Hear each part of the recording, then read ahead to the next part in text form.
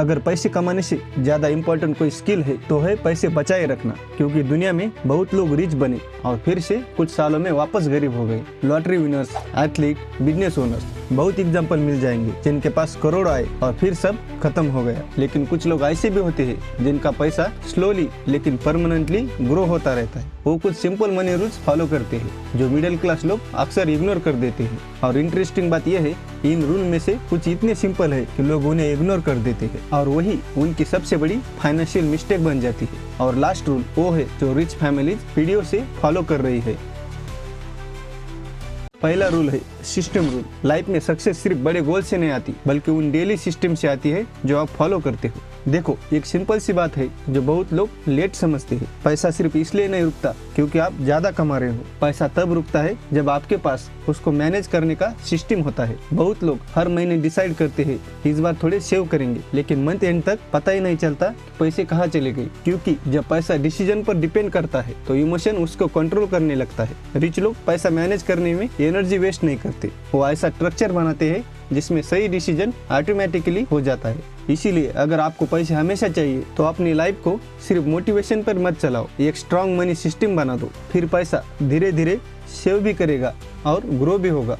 दूसरा रूल है lifestyle trap. जब इनकम बढ़ती है तो नॉर्मली लोग सोचते हैं कि अब लाइफ इजी हो जाएगी, लेकिन रियलिटी में होता उल्टा है। सैलरी बढ़ती है और उसके साथ साथ एक्सपेंसेस भी बढ़ने लगते हैं। पहले सिंपल फोन चल जाता था, अब लेटेस्ट मॉडल चाहिए। पहले नॉर्मल बाइक ठीक थी, अब कार का प्रेशर आ जाता है। धीरे धीरे लाइफस्टाइल इतना एक्सपांड हो जाता है कि इनकम बढ़ने के बाद भी पैसा बचना बंद हो जाता है। इसे कहते हैं लाइफस्टाइल ट्रैप। यहाँ प्रॉब्लम खर्च करना नहीं है, प्रॉब्लम है इनकम के साथ लाइफस्टाइल को ऑटोमेटिकली अपग्रेड कर देना। बहुत लोग अनजाने में इस रेस में घुस जाते हैं जहाँ हर साल उन्हें थोड़ा और बड़ा लाइफस्टाइल मेंटेन करना पड़ता है। और फिर एक स्टेज आती है जहाँ इंसान रिच दिखने लगता है लेकिन अंदर से फाइनेंशियली स्ट्रेस्ड रहता है। इसलिए अगर आपको पैसा लॉन्ग टर्म तक चाहिए तो एक सिंपल रूल याद रखो, इनकम बढ़ने दो लेकिन लाइफस्टाइल को कंट्रोल में रखो। क्योंकि वेल्थ तब बनती है जब इनकम और लाइफस्टाइल के बीच का गैप बड़ा होता है, और वही गैप फ्यूचर में आपकी फाइनेंशियल फ्रीडम बनाता है। Rule 3, job rule. Finance author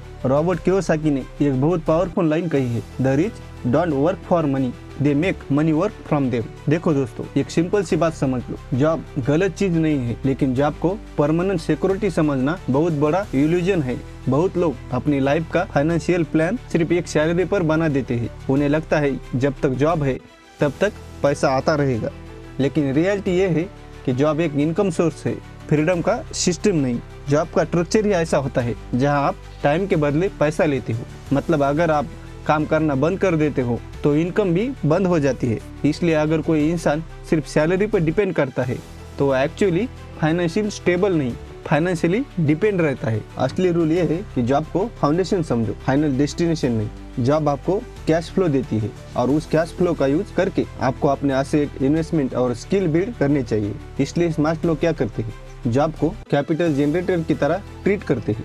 मतलब जॉब से जो पैसा आता है उसका एक पार्ट वो ऐसे सिस्टम में लगाते हैं जो फ्यूचर में इंडिपेंडेंट इनकम जनरेट कर सके, जैसे इन्वेस्टमेंट, एसेट या कोई स्केलेबल स्किल।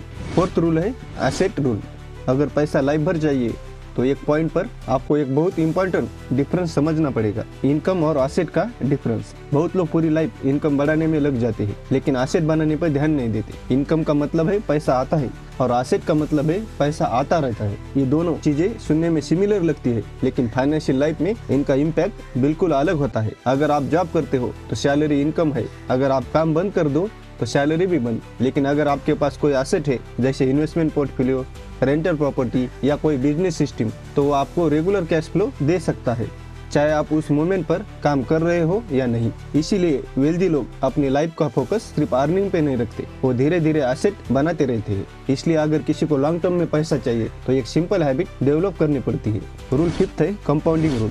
अब लास्ट रूल सबसे पावरफुल है लेकिन सबसे ज्यादा लोग इसी रूल को इग्नोर कर देते हैं। इसका नाम है कंपाउंडिंग। इसके लिए लेजेंडरी इन्वेस्टर वॉरेन बफेट का एग्जांपल बहुत फेमस है। उनकी वेल्थ का मेजोरिटी पार्ट उन्होंने लाइफ के लास्ट कुछ सालों में बनाया, क्योंकि उन्होंने इन्वेस्टिंग बहुत जल्दी स्टार्ट करी थी और सालों तक कंपाउंडिंग को उन्होंने चलने दिया था। सिंपल भाषा में कंपाउंडिंग का मतलब पैसा सिर्फ ग्रो नहीं करता, पैसा अपने ऊपर और पैसा जनरेट करता है। सेविंग या इन्वेस्टिंग स्टार्ट करता है तो ग्रोथ बहुत छोटी लगती है। कभी कभी तो लगता है कि इतनी मेहनत का कोई बड़ा रिजल्ट आ नहीं रहा, लेकिन कंपाउंडिंग का नेचर ही ऐसा है, पहले स्लो होता है फिर सडनली फास्ट हो जाता है। अगर ध्यान से देखो तो ये रूल कॉम्प्लिकेटेड नहीं है, लेकिन रियलिटी ये है ज्यादातर लोग इन्हें जानते तो है पर फॉलो नहीं कर पाते। और फाइनेंशियल स्टेबिलिटी का डिफरेंस अक्सर नॉलेज से नहीं, डेली हैबिट और डिसिप्लिन से बनता है। Thanks for watching.